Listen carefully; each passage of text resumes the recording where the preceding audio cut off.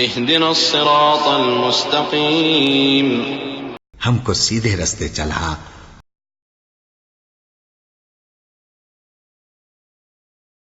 بسم الله الرحمن الرحيم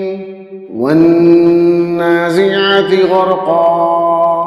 والناشطات نشطا والسابحات سبحا فالسابقات سبقا فالمدبرات أمرا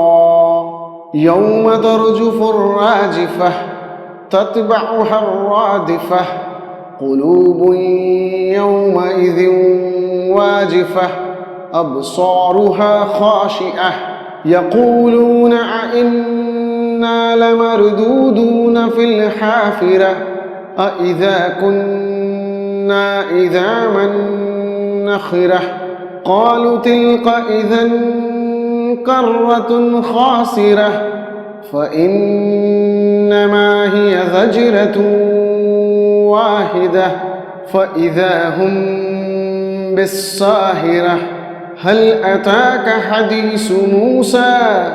إذ ناداه ربه بالوادي المقدس طوى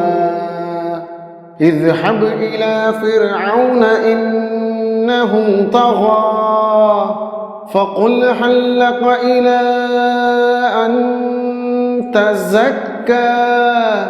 وأهديك إلى ربك فتخشى فأراه الآية الكبرى فكذب وعصى ثم أدبر يسعى فحشر فنادى فقال أنا ربكم الأعلى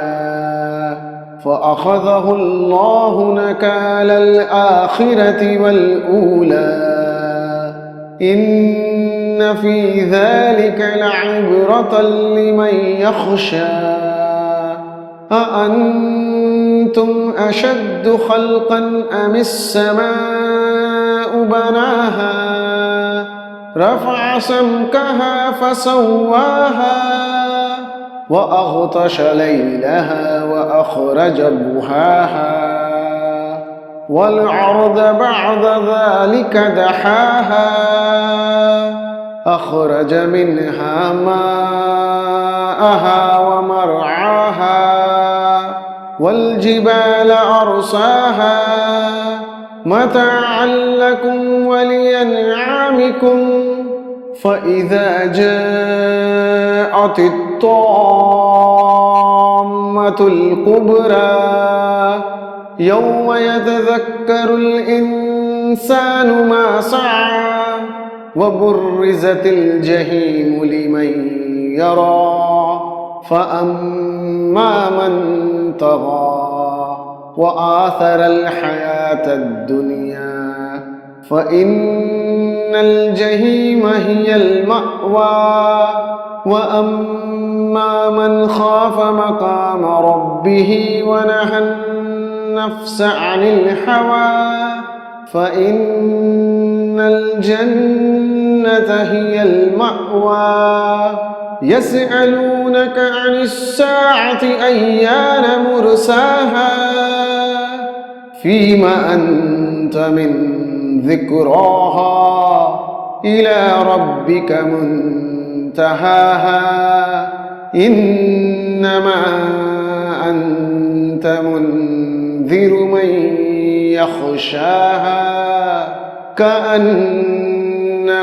يوم يرونها لم يلبثوا إلا عشية أو ضحاها